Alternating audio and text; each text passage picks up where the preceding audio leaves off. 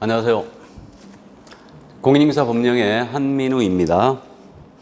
자, 오늘은 교재 25쪽 나갈 차례죠. 중개상물의 범위 빈출이라고 써 있네요. 자, 그럼 중개상물 법제 3조가 실려 있는데 중개상물의 종류라고 돼 있지 않습니까? 이 부분이 우리 법 제 3조예요. 잠깐 보겠습니다. 법정 중개대상물 이랬는데요. 앞으로는 그냥 중개대상물 이렇게 부르겠습니다.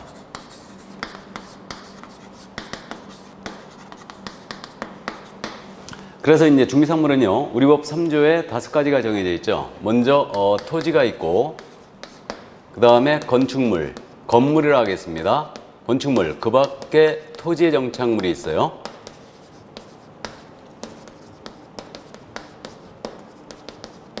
그리고 대통령령이 정하는 재산권 및 물건 해가지고 대통령령을 받더니 3가지가 더 있어요. 그래서 임목에 관한 법률에 따른 임목, 공장 및 광업재단 저당법에 따른 공장재단, 그 다음에 이제 광업재단이 있습니다. 이것이 소위 법정 중개상물 5가지가 이겁니다. 자, 그럼 잠깐 분류를 해보는데요. 이 부동산학 개론 시간에 이걸 공부하죠. 여기 토지 건물 있지 않습니까? 이 토지 건물은 이거는 협의의 부동산 이렇게 불러요. 좁은 의미의 부동산이라는 뜻이죠. 근데 이것은 협의의 부동산은 민법상의 부동산의 개념과 일치합니다. 이게 왜 그러냐면요. 우리 민법을 보면 민법이 그렇게 돼 있어요. 부동산은 토지 및 그 정착물이다. 이렇게 돼 있습니다. 그래서 이 토지와 건물을 협의의 부동산 또는 민법상의 부동산 이렇게 부르고 있고요. 그 다음에 이 3가지 있지 않습니까? 이 3가지는 우리 부동산학 개론학자들이 준부동산 또는 의제부동산이라고 부르고 있는 거예요. 부동산과 유사하게 취급한다 해서 준부동산 또는 의제부동산을 보고 있습니다. 그러면 여기 의제부동산은 지금 이거 말고 더 있지 않습니까? 그래서 등기 등록되는 재산 중에 자동차가 있고요. 그 다음에 항공기, 선박도 있습니다. 다음에 건설기계도 있어요. 그래서 이러한 것들이 의제부동산으로서 더 있는데 이런 것들은 중개상물에 해당하지 않습니다. 그래서 의제부동산 모두가 중개상물에 들어가는 거 아니에요. 그래서 이 3가지만 딱 들어가 있다는 점이죠. 그리고 이 5가지에 들어가 있지 아니한 기계나 세탁기, 냉장고입니다. 그래서 기계, 세탁기, 냉장고, 그 다음에 이제 상가 거래할 때 집기 비품에 대한 보상, 영업권 보상에 성격되는 권리금 같은 게 있습니다. 이러한 것들은 모두 중개상물이 역시 아닙니다. 그러면 협의의 부동산, 준부동산 합쳤거든요. 그럼 이건 광의의 부동산이죠. 그렇기 때문에 중개대상물의 범위는 일단 부동산이 됨을 이해할 수 있어요. 부동산이 중개상물이다. 일단 그럼 동산은 중개상물이 안 되는 겁니다. 그러면 우리 법 제3조에서 이렇게 중개상물의 범위에 대하여 규정을 둔 취지는 뭘까? 그 취지는 이 5가지 물건에 대해서는요. 적법하게 등록한 개업공인중개사예요. 개설 등록을 한 개업공인중개사만이 업으로서 영업으로서 중개할 수 있는 물건의 범위를 정해준 거죠. 자, 그럼 거꾸로 해서 가면 등록하지 아니한 자는 영업으로 이 5가지를 소개하면 처벌하겠다 이런 의지예요. 그러니까 이 3조의 규정의 취지는 그겁니다. 무등록 중개업과 등록 중개업의 경계선을 이루고 있는 규정이에요. 경계선을. 자, 그래서 그 점 일단 이해를 해 두시고요. 그럼 이제 오늘 수업의 목표는요. 토지가 뭐고 건물이 뭐고 정착물이 뭔지, 그 다음에 임목, 공장재단, 광업재단이 무엇인지를 알아봐야 되고요. 그 다음에 중개상물에 해당하느냐 안 하냐 이걸 알아봐야 됩니다. 자, 그러면 먼저 토지예요. 이 토지는 이제 민법, 공시법, 그 다음에 우리 과목이 지금 겹치고 있죠. 이렇게 겹치고 있는데 이 토지는 자연적인 연속성이 있어요. 끊임없이 이어지고 있습니다. 끊임없이. 그래서 인위적으로 이렇게 선을 긋어요. 토지에다가 선을 긋습니다. 그러면 땅바닥 자세히 쳐다보면 선 그려진 거 보이나요? 이거 없습니다. 그런 게 없고요. 이건 도면상의 선이에요. 도면상의 선. 그래서 이게 이제 지적도가 이렇게 생겼지 않습니까? 그래서 이제 공시법 시간에 공부한 내용인데 요 선, 공시법 시간에 이 선을 뭐라고 공부하느냐? 이걸 경계라고 공부하죠. 경계. 그 다음에 이 경계로 둘러싸인 부분이 있지 않습니까? 경계로 둘러싸인 부분을 필 또는 필지라고 부르고 있어요. 공시법 시간 공부하죠. 그래서 이 필이 토지의 등록 단위가 되고 있는 겁니다. 그럼 토지의 등록 단위가 됐다는 얘기는 그 얘기입니다. 필마다 공시법 시간에 공부했죠. 지번이 하나가 부여되고요. 필마다 면적도 하나가 결정되고 필마다 지목도 하나가 결정이 돼요. 그래서 이거를 1필 1지목 원칙 이렇게 공부합니다. 그 다음에 민법에 따르게 되면요. 토지 소유권이라는 것은 필마다 있게 돼요. 그래서 소유권, 소유권, 소유권, 소유권 이렇게 있는 거예요.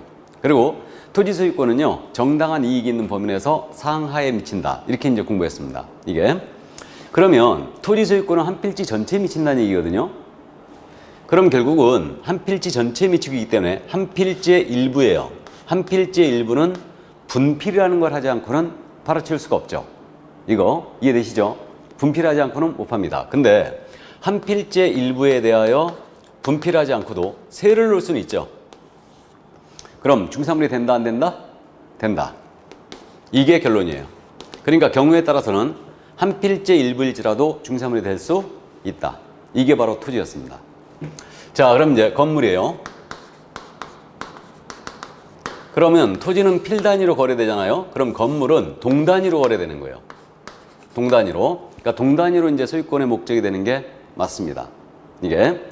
근데 건물은 토지와 달리요. 한 동의 일부거든요. 한 동의 일부이면서도 소유권을 인정한 경우가 있죠. 이런 건물이 어떤 건물이 있어요?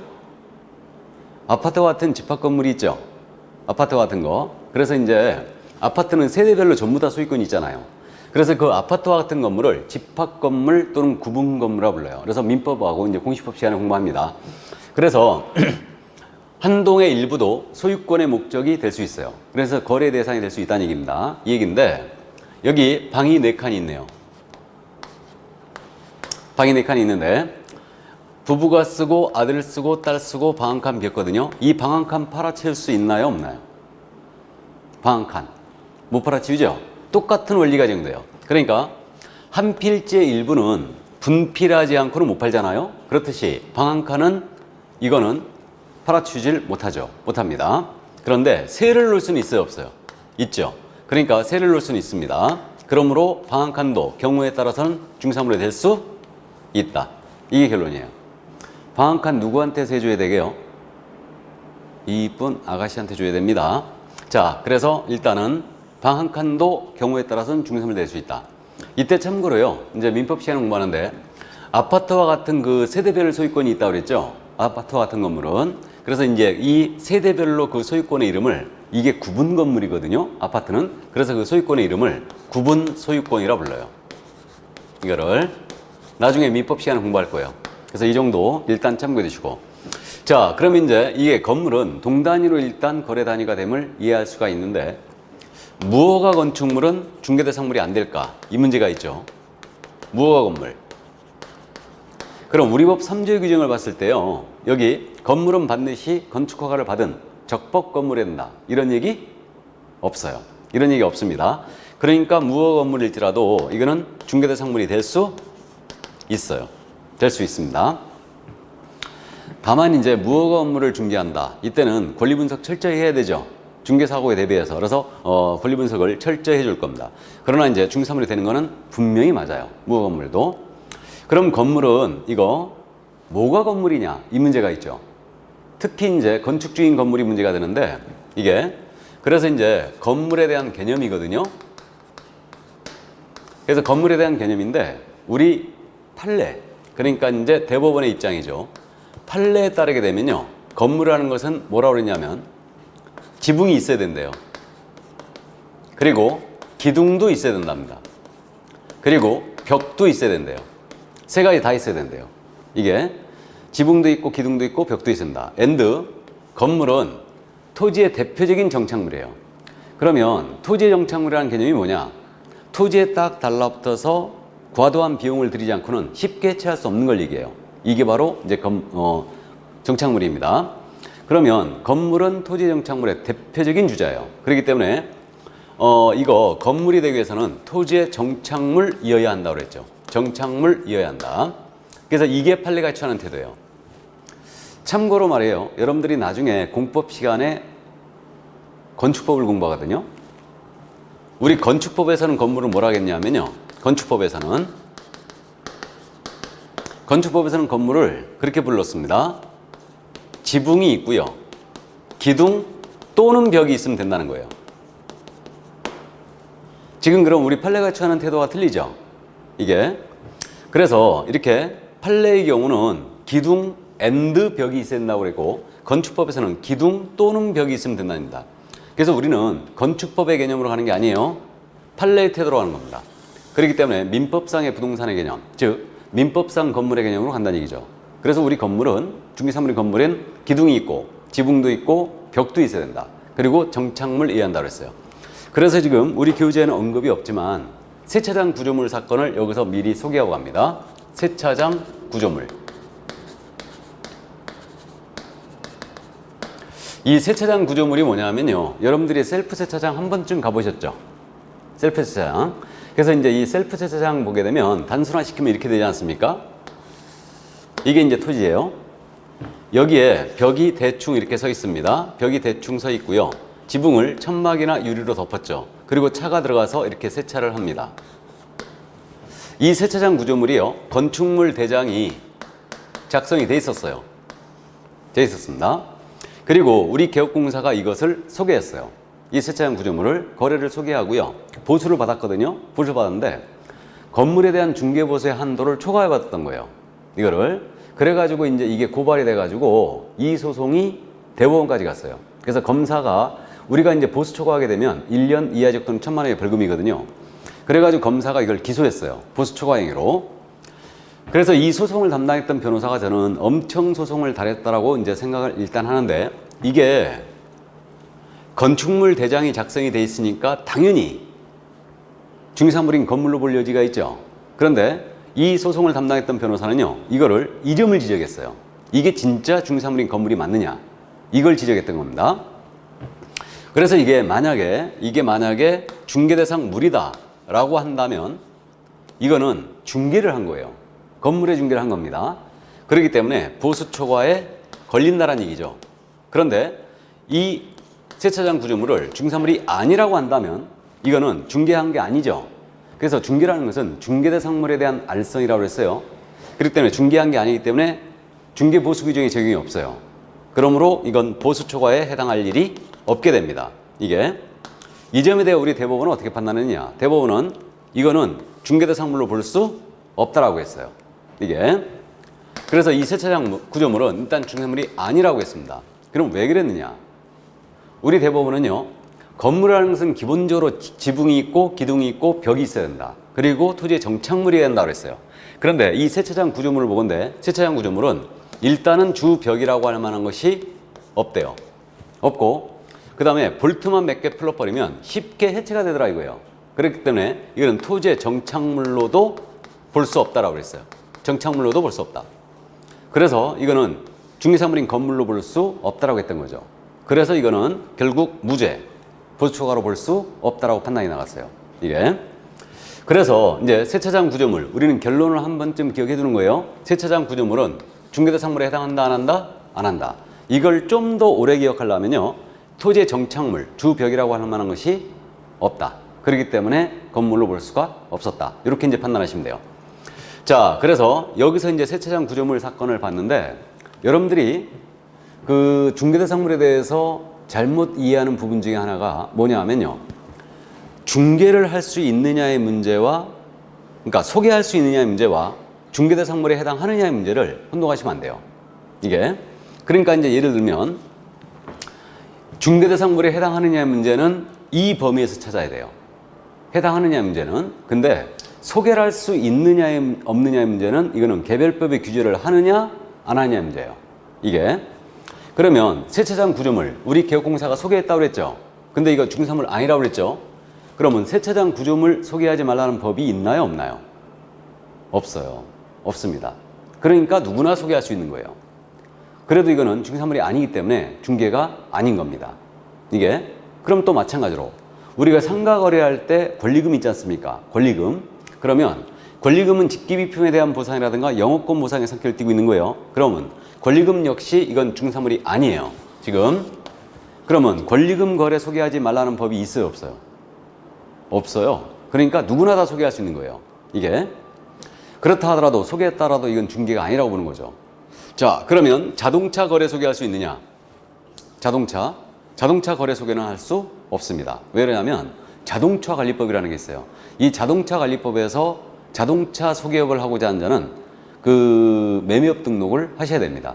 그러니까 자동차 소개업은 할 수가 없어요. 그럼 선박 소개업 할 수 있느냐? 역시 선박 소개업 할 수가 없어요. 이거는 해운법이 있거든요. 해운법에 따라 선박업 등록해야 돼요.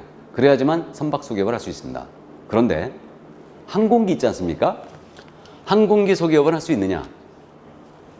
항공기 이거는 할 수 있습니다. 왜? 항공기 소개업을 하는 것에 대해서는 규제가 없어요. 그러니까 능력이 다면 항공기 거래 소개해 주세요. 예. 그러니까 그 문제입니다. 중개사물에 해당하느냐 안 하느냐 문제와 소개를 할 수 있느냐 없느냐 문제는 전혀 별개의 문제라는 거죠. 이거하고 혼동하시면 안 됩니다. 자, 그래서 그 점 참고를 해 두시고요. 건물 좀만 더 가죠. 그럼 우리가 주변에서 말이에요. 이 건물과 관련해서 분양권을 많이 받습니다. 그 다음에 입주권이라는 것도 들어봤어요.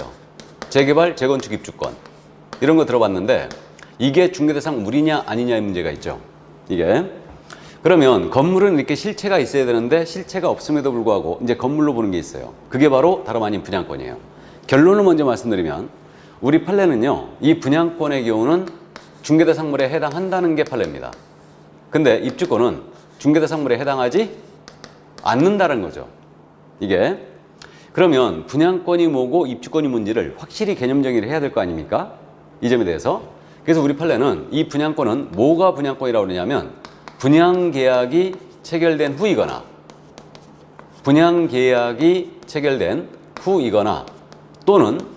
또는 동호수가 지정이 됐잖아요. 동호수가 지정이 되면 이건 분양권이다라고 했어요. 그래서 분양계약이 체결된 후이거나 동호수가 지정되면 이건 분양권으로서 장래에 건축될 건물이라고 그랬어요. 그래서 분양권은 장래의 건물로서 중개사물이 되는 겁니다. 자, 들어갈 집이 정해졌다는 얘기죠. 그런데 입주권은요, 중개사물이 아니라는 겁니다. 이게. 그럼 입주권은 뭐냐? 입주권은 당첨이 됐잖아요. 당첨이 되면 입주 예정자입니다. 입주 예정자로 선정될 수 있는 지위에 불과하대요. 그럼 이건 들어갈 집이 정해져 있지 않다는 거죠. 이게. 그렇기 때문에 이거는 중개사물이 아니라고 그랬어요. 결론적으로 분양권은 특정이 된 거예요. 들어갈 집이. 그럼 특정이 안 됐다면 예정자로 선정될 수 있는 지위에 불과한 입주권이에요. 이거는 중개사물이 아니라겠습니다. 그래서 이제 이 점 일단 이해를 해둡니다. 그래서 우리가 지금 첫 순환이잖아요. 그러니까 이제 분양권은 중개사물인데 입주권은 아니다. 이렇게 이제 이해하시면 돼요. 자, 그래서 건물에 대해서는 여기까지 이해를 해두시고요. 다음 이제 토지의 정착물로 넘어갑니다. 자, 그럼 이제 토지의 정착물인데 정착물이란 개념은 토지에 딱 달라붙어서 쉽게 해체할 수 없는 거라고 했죠. 이게 정착물이에요. 이게. 그럼 정착물 한번 나열해 볼까요? 자, 이게 토지입니다. 토지인데 여기에 건물이 서 있어요. 이렇게. 그리고 나무들도 심어져 있습니다. 감나무 한 그루 서 있거든요. 감이 주렁주렁 매달려 있습니다. 이렇게. 그리고 여기에 무도 심어져 있어요. 그리고 아스팔트 포장도 있네요. 이렇게. 그 다음에 여기 담장도 서 있고요. 그 다음에 터널도 있고요. 교량, 다리도 있고 암석도 있네요. 이게 전부 다 토지 정착물이에요. 그럼 우리가 토지 정착물을 검토하는 이유는 분명히 중개사물의 범위에 건물 그 밖에 토지 정착물 그랬거든요. 그러니까 이들 중에 토지와는 분리되어 독립부동산이 됨으로써 중개사물이 될 수 있는 게 있느냐, 이걸 찾아보는 거예요. 이게 정착물에 관한 문제입니다. 그럼 우리 민법 체계하에서는 지금 현재 이 건물은 토지와는 분리된 독립부동산으로 가고 있죠, 지금. 그래서 건물은 토지와 분리된 독립부동산이 맞아요. 그러니까 이거는 중개사물이 분명히 맞습니다. 근데 이쪽에 있는 거 있죠? 이쪽에 있는 거. 요게 20개 집단이에요. 그리고 이게 감나무라고 그러는데 감이 주렁주렁 매달려 있어요. 분리되지 않은 과실, 즉 미분리 과실이에요. 그리고 이게 무라고 그랬거든요. 이게 농작물이에요. 다음에 아스팔트 포장이 있고요. 담장이 있거든요. 그리고 터널이 있고 교량, 다리가 있고 이게 암석이에요. 그러면 건물을 제외하고 이쪽에 있는 거 있잖아요. 이거는 이 상태에서는 토지의 구성물에 불과해요. 이게. 그래서 토지의 구성물이라는 것을 여러분들의 민법 시간에 주물, 종물의 이론으로 공부할 거예요. 이게. 자, 그래서 토지의 구성물에 불과하기 때문에 토지의 구성물이라는 얘기는 토지와 일체화되어 있다는 얘기예요. 그러니까 이것은 토지와 분리시키더라도 독립부동산이 안 되는 거예요. 그러니까 중상물이 이쪽에 있는 것들은 안 됨이 원칙이에요. 토지와 일체화되어 있어요. 일체화되었다면 토지와 같이 거래해야 된다는 얘기죠. 이렇게 됩니다. 그런데 끊었을 때 여기까지예요. 여기까지. 이 세 가지. 수목집단 미분리과실 농작물 있잖아요. 이 세 가지는요. 여기다 대고 일정한 공시 방법을 더했지 않습니까? 공시 방법을 더하게 되면요. 이게 토지와는 분리된 독립물건이 될 수 있어요. 이게. 그럼 토지와는 분리된 별개의 소유권이 인정될 수 있다는 얘기입니다. 이 세 가지는. 그래서 이게 첫 번째 수목집단 아닙니까? 이것에 명인 방법을 갖췄어요. 이게 명인 방법을 갖춘 수목집단에 관한 문제예요. 이게. 명인 방법은 여러분들이 민법 시간에 공부하시거든요, 이제. 그럼 이제 간단하게 말씀드리면 명인 방법이 뭐냐면 명확한 인식 방법의 준말이에요. 명확한 인식 방법. 뭘 인식하도록 했냐면 수목집단의 소유자가 누군지 명확한 인식 방법을 갖춘 거예요. 이걸 명인 방법이라고 해요. 그럼 예를 들어서 이게 토지거든요. 이게 토지인데 이 토지에 나무들이 쫙 심어져 있습니다. 이 상태에서 내가 이 토지를 샀어요. 그럼 이 토지는 이 나무들은 누구 거? 당연히 내 거죠. 이거는 왜 그러냐면 이건 토지의 구성물에 불과하잖아요, 지금. 그러니까 당연히 내 거예요. 종물로 처리된 겁니다. 그런데 제가 이걸 사가지고 여기다 새끼줄 쫙 둘러치고 이거 한민우 거다라고 이렇게 편말을 세웠어요. 그럼 이게 명인 방법이죠. 이게. 그럼 어떻게 되느냐? 이렇게 명인 방법을 갖춰놓은 수목집단 있죠? 이거는 토지와는 분리된 독립물건이 돼요. 즉 토지와는 분리된 별개의 소유권이 인정이 됐다는 얘기입니다. 그럼 이 얘기는 이 토지를 내가 팔았어요. 팔더라도 명인방법을 갖춰놓은 수목집단이에요. 당연히 따라간다, 안 따라간다? 안 따라간다는 얘기죠. 그렇습니다. 그래서 안 따라간다는 얘기예요. 별개로 움직이는 거예요. 건물처럼. 자, 독립물건이 됐어요. 다음 두 번째로 여기 미분리과실이라고 그랬죠. 그러면 요 미분리과실에 대고 역시 명인 방법을 갖췄습니다. 요게 명인 방법을 갖춘 미분리과실에 관한 문제예요. 자, 그럼 예를 들어서 이게 토지거든요. 이게 토지인데 여기에 감나무가 항구로 서 있어요. 감이 주렁주렁 매달려 있습니다. 이렇게. 그럼 이 상태에서 내가 이 토지를 샀어요. 그럼 이 감들은 누구 거? 내 거죠. 내 겁니다. 당연히 토지의 구성물이니까 내 겁니다. 그런데 제가 여기다 편말을 세웠네요. 이 감들은 한민우 거다. 이렇게 이제 편말을 세웠지 않습니까? 그럼 어떻게 되느냐? 토지의 구성물에 불과했던 이 미분리과실이 토지와는 별개의 물건이 됩니다. 그래가지고 독립소유권이 인정이 돼버려요. 이렇게. 그러면 당연히 이 토지를 팔더라도 명인방법을 갖춰놓은 미분리과실은 따라가지 않아요. 별개로 움직이는 거예요. 소유권이 역시 독립물건이 된 겁니다. 자, 그 다음에 이제 농작물에 관한 문제인데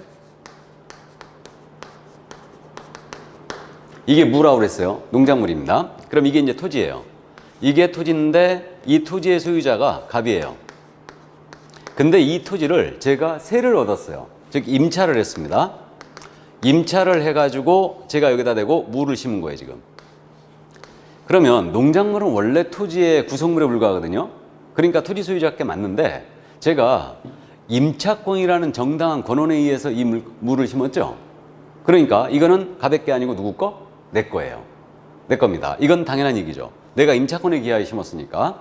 근데 우리 판례는 한 걸음 더 나갔어요. 더 나가서 어떻게 되냐면 이 농작물의 경우는요, 경작 권한을 따지지 않는데요.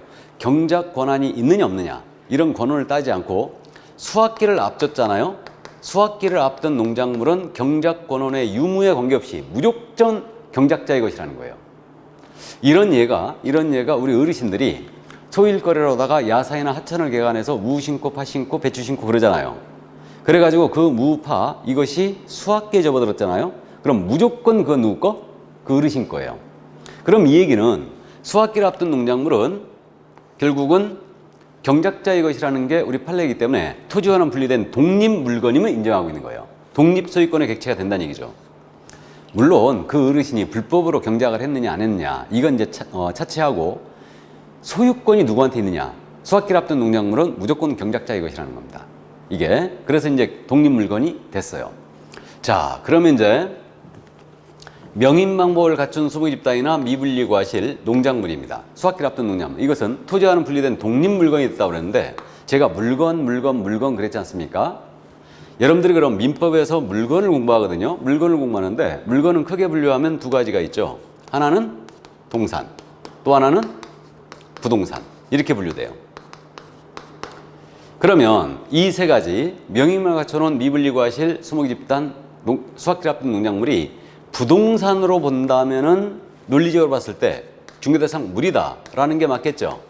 근데 이 세 가지를 동산으로 봐버리면 중상물이 아니다라는 게 논리적이에요. 그럼 이 점에 대한 우리 지금 민법학자의 다수의 견해는 어디서 있느냐? 이 세 가지는요 부동산이라는 견해에 서 있는 것 같습니다. 이 세 가지는 특히 있잖아요. 우리 중개사법 쪽에서는 명인망법을 갖춘 수목집단이 있죠. 이것은 중개대상 물이다라는 것에 대하여 일치된 견해를 보이고 있어요. 이거는 그래서 학설에 대립이 있는 것은 시험에 출제 안 합니다. 출제 안 하는데 일치된 견해를 보이고 있는 명인망법을 갖춘 수목집단 있죠. 이것은 중개대상 물이냐 아니냐 여부에 대해서 3번이나 물어본 적이 있어요. 시험에서. 그래서 이거는 중개사물이 분명히 맞고 저도 이 견해에 동조를 하고 있습니다. 근데 요거 명인망법을 갖췄다 하여 미분리 과실이라든가 농작물이 과연 부동산이 될까? 요거는 제가는 조금 의문점이 있어요. 조금 의문점이 있습니다. 그래서 어쨌든 명인망법을 갖춘 수목집단은 중상물이 될 수 있다. 이게 이제 결론입니다. 그럼 이제 정리하면요. 토지 영창물이 이렇게 되지 않습니까? 건물이 대표적인 중상물이 되는 거 맞고요. 그 다음에 명인망법을 갖춘 수목집단이 중상물이 되는 거 맞고, 그러나 토지의 구성물에 불과한 담장이나 암석입니다. 이거는 독립중상물이 될 수 없어요. 이게 이제 결론이에요. 그렇다면 토지의 정착물은 모두가 중상물이 될 수 있다. OX? X죠. 토지의 정착물은 모두가 중상물이 될 수 없다. 될 수 있다. 라고 해도 X예요. 그러니까 토지 정착물의 경우는 이렇게 구체적으로 물어봐야 돼요. 건물이냐, 수목집단이냐, 이런 식으로. 그래서 이제 이게 바로 정착물에 관한 문제였습니다. 여기까지가. 자, 그러면 이제 토지, 건물, 토지의 정착물 전부 다 봤고요. 그 다음 이제 준부동산인 임목, 공장재단, 광업재단을 봅니다. 자, 그럼 이제 임목으로 들어왔는데, 요 임목은 한자로 쓰게 되면 설립자에다가 나무목자로 쓰거든요. 일본식 표현이라는 거 이해되세요? 일본식 표현이에요, 이거. 자, 그러면 요 이제 임목인데, 이게 토지예요. 토지인데, 여기에 나무들이 쫙 심어져 있네요, 이렇게. 이 토지 소유자가요, 저당을 잡히고 돈을 빌리고 싶었거든요. 그래갖고 감정을 해본 거예요. 감정을 해봤더니 토지 감정가는 1억이 나왔어요. 근데 이 나무들이 워낙 잘 자라고 있네요. 그래가지고 이 나무들에 대해서 감정가가 얼마 나왔느냐? 나무들만 딱 3억이 나온 거예요. 이게. 그럼 이 토지 소유자는 그 생각할 거 아니에요. 이 나무에 대고 저당을 잡히고 돈을 빌리면 좋지 않겠는가? 이런 생각 하겠죠. 이런 생각 할 겁니다. 그런데 이 상태에서는 이 나무는 토지의 구성물에 불과해요. 근데 토지는 저당 잡을 수 있지만은 나무만 저당을 잡을 수는 없었던 거예요. 그래서 이 나무에 대고 저당을 잡기 위해서 법을 만들었죠. 법을. 그게 바로 임목에 관한 법률이에요. 그래서 나무에 대고 저당 잡으려고. 그래서 이걸 임목에 관한 법률을 줄여서 임목법이라 부릅니다. 그럼 어떻게 저당 잡을 길을 터졌냐면요. 먼저 임목 등록 원부를 시장이나 군수한테 가서 만들어야 돼요. 우리가 건축물 있잖아요. 등기하기 전에 건축물 대장 작성하죠. 그렇게 됩니다. 그렇듯이 요 수목집단에 대하여 등기하기 위해서는 먼저 임목 등록 원부를 만들어야 돼요. 그래서 이 시장이나 군수한테 가서 만드는데 이게 한 필지 일부에서도 상관이 없어요. 전체 상관이 없고요. 수종의 제한, 수령의 제한이 없습니다. 그래서 자유롭게 임목 등록물을 만들 수 있는데 임목에 대한 현황이 전부 다 여기다 등록된다는 얘기죠. 단 한 그루는 안 돼요. 왜냐하면 20개 집단이라고 그랬기 때문에. 이게 그래가지고 임목 등록무가 작성이 됐잖아요. 그리고 이것을 첨부하여 등기소에 가야죠. 등기소에 가서 임목에 대한 소유권 보존 등기라는 걸 하게 돼요. 나중에 공시법 시간에 보존 등기, 이전 등기 공부하시죠. 근데 보존 등기는 그냥 가볍게 최초의 등기라고 이해하시면 돼요. 최초의 등기. 그래가지고 요 20개 집단에 대고 임목 등록물을 첨부하여 최초의 소유권 보존 등기를 해버린 거예요. 그럼 어떻게 되느냐? 토지의 구성물에 불과하던 이 20개 집단이요, 등기를 함으로써 토지와는 분리된 독립 소유권이 인정돼 버려요. 즉 임목법에 분명히 이렇게 돼 있죠. 임목은 부동산으로 보며 이걸 부동산학 개론학자들은 준부동산 이렇게 부르고 있는 거예요. 그래서 토지와는 분리된 건물처럼 부동산이 된 거예요. 그럼 결국은 이게 보존 등기를 해버리면 등기된 20개 집단이죠. 이게 임목이. 그래서 이것은 토지와는 분리된 별개의 물건이 됐고요. 이게 이제 소유권이 하나가 인정이 됩니다. 그리고 이제 등기도 돼 있으므로 저당을 잡을 수 있게 돼요. 이게 바로 임목이다. 이게. 그러면 요 임목은 등기한 20개 집단이라는 얘기죠. 이게 임목이에요. 등기한 20개 집단을 말한다. 그러니까 나무에 대고 등기쳐놓은 거예요. 그래서 이제 처음 들으신 분도 계실 텐데, 우리가 평생 중개업을 하면서요, 임목을 중개할 일이 있겠습니까? 없겠습니까? 거의 없을 거예요. 그러니까 저기 강원도 가가지고 중개하지 않는 이상은 임목을 중개할 일은 거의 없을 겁니다. 일단은. 그러나 이제 분명히 중개사물로 들어와 있는 거 맞고요. 그러면 이게 이제 임목은 바로 이제 등기한 20개 집단을 일단 말하는데, 임목은 그럼 토지와는 분리된 별개의 부동산이에요. 그러므로 임목을, 이 토지를 팔더라도 지상의 임목은 당연히 따라가는 건 아니에요. 소유권이 별개로 움직입니다. 이게. 그래서 우리는 나중에 이제 요 임목법의 내용을 이해를 좀 해두셔야 되는데, 그럼 여기서 20개 집단을 잠깐 정리해 볼까요? 그럼 20개 집단은 종류가 3가지가 있음을 일단 이해할 수 있어요. 먼저 저 산에 있는 일반 20개 집단이 있죠? 산의 나무들. 그죠? 자, 그 다음 이제 명인망법을 갖춰놓은 20개 집단이 있죠. 방금 전에 했고, 그 다음에 등기한 20개 집단이 있어요. 이게 임목 아니에요. 이렇게 3가지로 분류해 볼 수 있거든요. 그러면 이게 토지와는 분리된 독립중개사물이 되느냐? 이 문제. 저 산에 있는 일반 20개 집단은 토지와는 분리된 독립중개사물이 되어야 하는데요? 안 되는 거죠. 토지의 구성물에 불과해요. 근데 20개 집단에 대고 명인망법을 갖춰놓거나 등기를 했다. 그렇게 되면 이때는 토지와는 분리된 독립중개사물이 되는 거죠? 이렇게 됩니다. 이게. 그래서 이게 여기까지. 요게 바로 임목이다. 그래서 이제 우리는 첫 순환이니까 임목은 등기한 20개 집단이다. 임목법에 의해서 등기를 해놓은 거다. 그러니까 토지와는 분리된 독립부동산이다. 이렇게 이제 이해해 두시면 되고요. 나머지 이제 임목법의 내용이 있다고 그랬는데, 사실상 임목은 나무 아니에요? 그럼 나무에 대고 저당 잡다는 얘기인데, 이거 불나서 홀랑 타버리면 저당물 자체가 없어지죠. 그죠? 그러니까 이제 임목에 대해 저당을 잡고자 할 때는 미리 화재보험에 가입해야 돼요. 그리고 이제 보험 가입하고 저당 잡았지 않습니까? 근데 이게 진짜로 불나서 홀랑 타버렸다. 그럼 보험금에다 대고 저당권을 계속 행사할 수 있는데, 이걸 여러분들은 민법 시간에 물상대위라고 공부할 거예요. 물상대위. 이게. 그래서 저당물이 보험금 같은 거로 바뀌잖아요. 그럼 거기다 대고 저당권 계속 행사할 수 있는데, 이거를 물상대위를 한다. 그래서 말이 참 어려운데 들어만 두세요. 자, 그래서 임목에 관한 내용 여기까지였습니다. 여기까지였고요. 이제 준부동산 마지막으로 공장재단, 광업재단이 있죠. 자, 이 공장재단, 광업재단이 있는데, 이건 둘이 내용이 같습니다. 같은 법에 있고요. 광업재단에 대한 사항은 공장재단 규정을 끌어다 써요. 그러니까 이건 내용이 같아요. 그럼 공장재단이 뭐냐? 공장을 운영하기 위한 제설비 있죠. 이거를 하나로 묶어 듣게 한 거예요. 광업재단은 광물을 채굴 하는 거 있죠. 광물을 채굴하기 위한 제설비들, 이걸 하나로 묶어 듣게 해놓은 겁니다. 이게 광업재단이에요. 그럼 공장재단을 위주로 설명을 드리면, 이게 공장부지예요. 공장부지인데 여기에 공장 건물이 서 있네요. 기계들도 있어요. 전선들도 있고 전주도 있고, 그 다음에 이 공장에 이제 크레인들 왔다리 갔다 하는 선로, 궤도도 있고요. 이 공장의 특허권, 상표권, 의장권, 실용 신앙권 등이 있습니다. 자, 그래서 이런 권리들이 있는데, 이게 이제 공업소유권이라고 부르죠.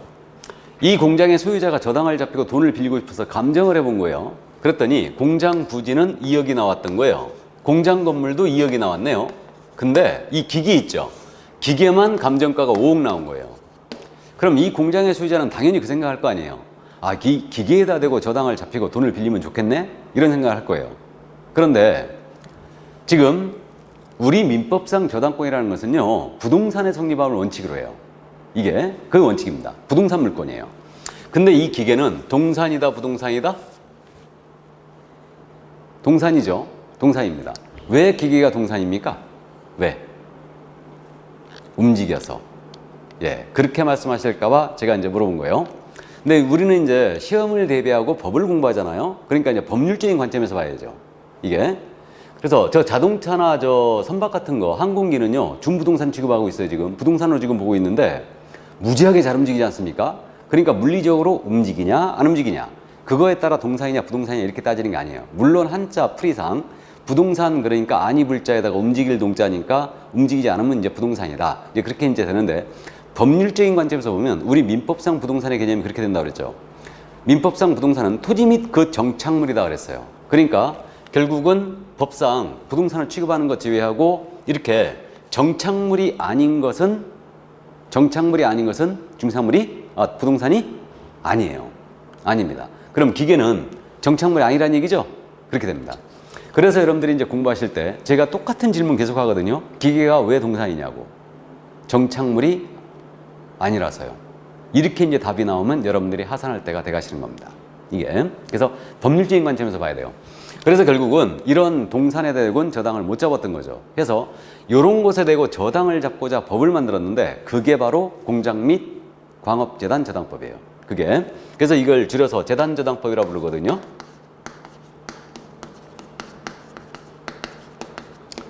그래서 재단저당법이 탄생한 거예요. 이런 거에 대고 저당을 잡고자. 그럼 먼저 어떻게 되냐면 재단 목록 작성해요. 공장재단 목록, 광업재단 목록. 이걸 작성합니다. 1번 건물, 2번 토지, 3번 기계, 4번 이제 특허권, 5번 상표권 이런 식으로. 그래서 재단 목록을 작성하여 등기소에 가셔야 되죠. 그래갖고 이 목록을 첨부하여 등기소에 가서 재단에 관한 소유권 보존 등기를 하게 됩니다. 그럼 어떻게 되느냐? 등기해버리면 이게 집합물로서 일체성이 인정이 돼갖고 전체가 한 개의 부동산이 돼버려요. 전체가. 그러면 전체로서 소유권이 하나가 인정이 되고요. 이제 등기도 돼 있으니까 저당을 잡을 수 있게 됩니다. 이게 재단이에요. 그러니까 결국은 재단은 그거 아니겠어요? 이게 재단 목록 작성 후 하나로 등기해 놓은 거예요. 하나로 묶여 있다는 걸 명심해야 돼요. 이게. 그러면 결국 하나로 묶여 있기 때문에 이 토지나 건물입니다. 재단에 속한 토지나 건물은 재단과 분리하여 개별적으로 팔아치울 수 있다, 없다? 없다라는 얘기죠. 이게 재단 전체가 중산물이 되는 거예요. 하나로 거래해야 돼요. 이게. 그래서 결국은 이렇게 이제 요 속한 물건들은 독립 중산물이 되지 못하는 거죠. 이게. 그래서 이게 바로 이제 공장재단, 광업재단이에요. 그러니까 공장재단은 공장을 운영하게 한 제설비를 하나로 묶어 등기해 놓은 거고, 광업재단은 광물을 체결하게 한 제설비를 하나로 묶어 등기한 거예요. 이게 광업재단입니다. 자, 그럼 여기서 말이에요. 공장재단을 우리가 공부했는데 공장재단과 공장은 개념이 틀리죠. 공장은 두 글자고 공장재단은 네 글자니까 일단 틀리는데 공장하고 공장재단은 틀려요. 그래서 이제 공장이라는 것은 아주 불확정 개념이죠. 건물 하나를 얘기할 수도 있고 기계 하나를 얘기할 수도 있고 전체를 얘기할 수 있어요. 그러니까 확정되지 않은 개념인데 공장재단은 명확해요. 그래서 목록에 포함된 것으로서 하나로 묶어 등기가 된 거예요. 이게 바로 공장재단입니다. 우리가 지금 중개업을 하면서 저쪽 강원도에 가서 중개업을 하지 않는 이상은 광업재단은 중개할 일이 거의 없을 거예요. 없을 건데 공장재단 같은 경우는요. 이거는 이제 산업단지 내에서 중개업을 하면서 공장을 전문적으로 한다. 그럼 공장재단을 중개할 일도 있겠죠. 그때는 목록에 포함된 것이 어떤 것인가 확실히 체크해야 되죠. 이런 것들이. 그래서 이제 이런 내용, 이게 바로 이제 공장재단, 광업재단이었어요. 그럼 여기서 이제요, 나중에 이제 공장재단 저당법, 이제 공장 및 광업재단 저당법, 이 내용을 이제 우리는 좀 더 알아봐야 됩니다. 그래서 일단 그 정도. 그래서 이제 중산물에 대한 기본적인 5가지 개념에 대해서 이제 모두 이제 그 개념을 살펴봤습니다. 살펴봤고요. 이제 우리 교재를 보시면 그 26쪽인가요? 26쪽을 보시면 중개대상물에 해당하기 위한 요건이라고 되어 있죠? 중개사물에 해당하기 위한 요건. 이게 있는데 이제 요거를 잠깐만 좀 보겠습니다. 그러면 이 5가지가 우리가 중개대상물 이렇게 지금 부르고 있는데 5가지일지라도 당연히 중개사물이 모두가 다 될 수 있는 건 아니에요. 5가지일지라도 어떠한 요건이 필요하다는 얘기죠. 이게 그래서 중개대상물이 되기 위한 요건이에요. 그러면 이제 예를 들어서 우리 시청청사가 있거든요. 시청청사 건물 맞죠? 근데 이거 거래할 수 있어요? 거래할 수 없어요. 시청청사는 이게 건물은 맞는데, 그러니까 중개대상물이 되기 위해서는 이 5가지에 일단 속해야 되고요. 이 5가지일지라도 모두가 제한 없이 중개사물이 될 수 있는 것은 아니죠. 이게 그러니까 요건이 필요하다는 얘기인데, 결국은 중개사물이 되기 위해서는요, 사적 거래가 가능해야 된다는 얘기예요. 사적인 거래가 가능해야 돼요.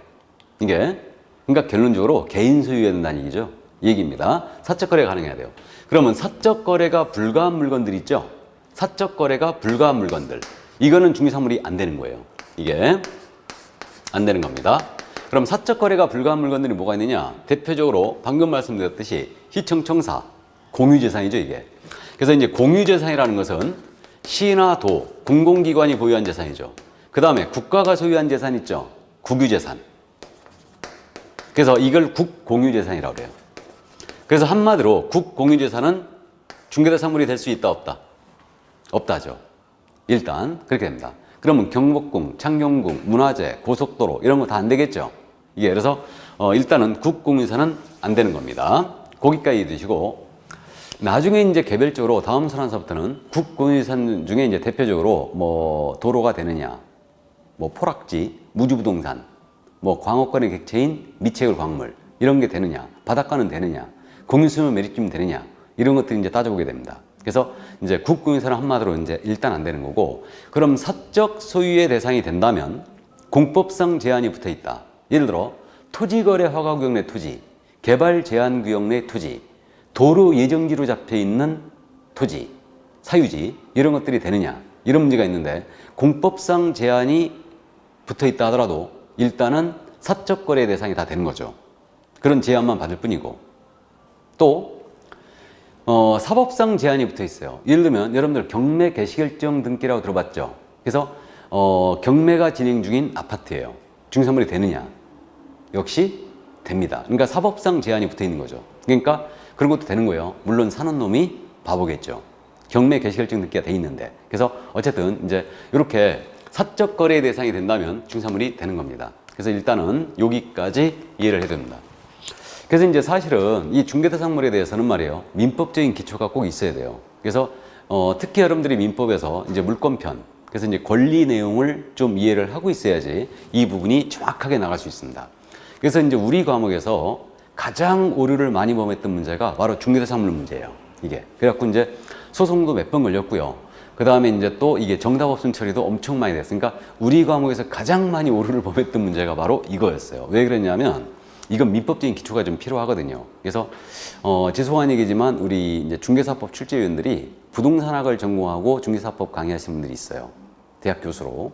그래가지고 이제 민법적인 기초, 이 법률적인 기초가 좀 부족해갖고 이 중개사물 문제에서 가끔 오류를 범합니다. 이게 그래서 올해 시험에서도 지금 점유를 가지고 물어봤는데 30회 시험에서 이 점유가 중개대상이 되느냐 이걸 갖고 물어봤는데 굉장히 위험했죠. 굉장히 위험했는데 나중에 이제 제가 기회가 됐을 때 여러분들이 민법은행도 탄력을 받았을 때 점유권, 점유 이게 중개대상이 되는지 한 번쯤 제가 언급을 할 겁니다. 일단 자, 그래서 여기까지 중개사물은 살펴보고요.